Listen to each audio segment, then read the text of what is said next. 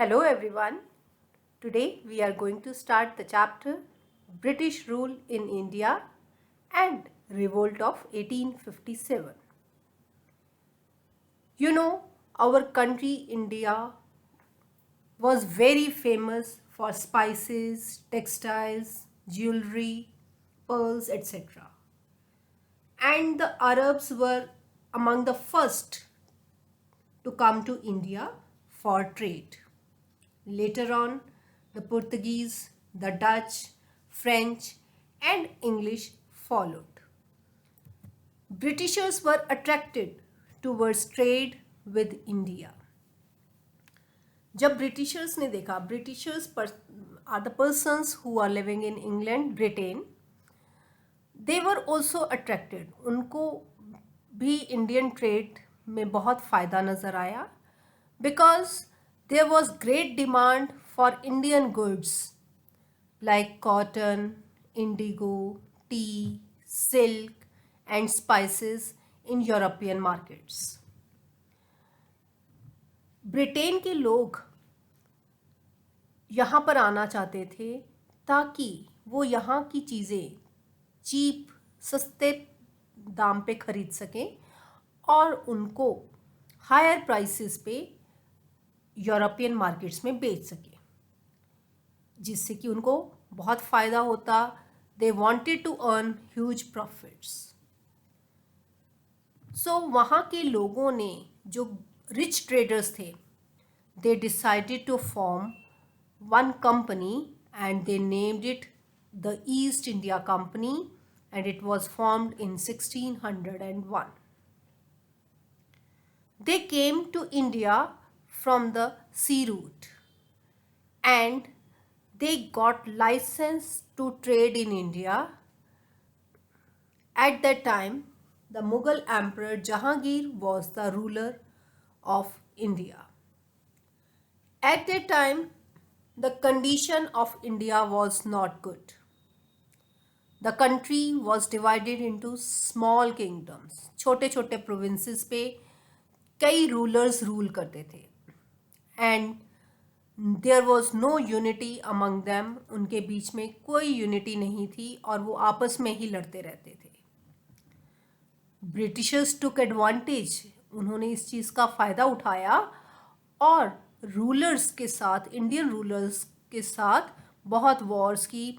जो week rulers थे उनके किंगडम को, उनके साथ वॉर करके उनके किंगडम को अपने किंगडम में मिलाते गए और 1850 तक ब्रिटिशर्स ने इंडिया की मैक्सिमम पार्ट पे कंट्रोल कर लिया था. They establish their rule in most parts of the country. Now we are to study revolt. First of all, let me tell you what the revolt is. Revolt is a violent action against the government or a ruler by the people. जब किसी government के या किसी ruler की policies लोगों को पसंद नहीं आती हैं तो लोग इकट्ठे होकर के उस गवर्नमेंट का या उस रूलर का प्रोटेस्ट करते हैं और इसको रिवोल्ट कहा जाता है.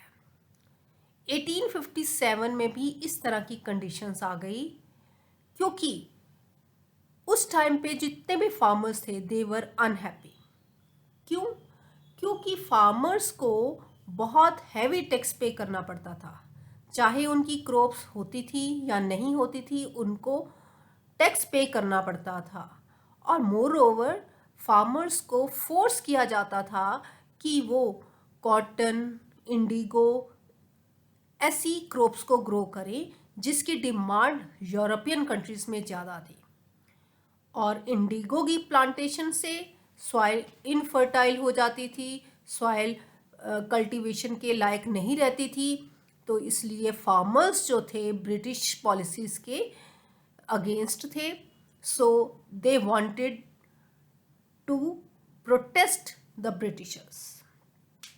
Moreover, हमारी हैंडलूम इंडस्ट्री होता है जहाँ पे हाथ से कपड़े बनाए जाते हैं, और इंडियन टेक्सटाइल इंडस्ट्री भी ख़त्म हो चुकी थी, क्योंकि अब लोग मिल से बना हुआ कपड़ा खरीदने लग गए। पहले हाथ से, इंडिया में हाथ से बनाया जाता था कपड़ा, लेकिन इंडस्ट्रियल रेवोल्यूशन हुई ब्रिटेन में, तो वहाँ पे मिल्स में से बन के कपड़ा आता था, उनके प्रिंट्स भी अच्छे होते थे और वो चीप भी होता था, तो लोग वहाँ के कपड़े प्रेफर करने लग गए, जिस कारण से इंडियन टेक्सटाइल इंडस्ट्री खत्म हो गई। Indian rulers were also dissatisfied from the company because they had many different policies like doctrine of lapse, जिसमें किसी राजा के जब बेटा नहीं होता था तो उसके किंगडम पे ब्रिटिशर्स अपना अधिकार कर लेते थे। तो इस तरह की पॉलिसीज़ जो थी वो रूलर्स को पसंद नहीं थी। उन्होंने अननेसेसरली कई लॉज पास कर दिए जिससे कि इंडियन रूलर्स उनके अगेंस्ट हो गए। And soldiers were also not happy in the British army. जितने भी सोल्जर्स थे इंडियन आर्मी के, अगर वो सेम रैंक पे भी होते थे तो ब्रिटिश आर्मी में ब्रिटिशर्स को ज़्यादा सैलरी दी जाती थी, इंडियन सोल्जर्स को कम सैलरी दी जाती थी और उनके साथ डिस्क्रिमिनेशन होती थी। So Indian soldiers were also discontented from the British army, British policies. इन सब के कारण ऑलमोस्ट सारे लोग जो थे they were dissatisfied from the British policies and they decided to start a protest against British company, and they got united and had a revolt, which is also called Revolt of 1857 or First War of Independence.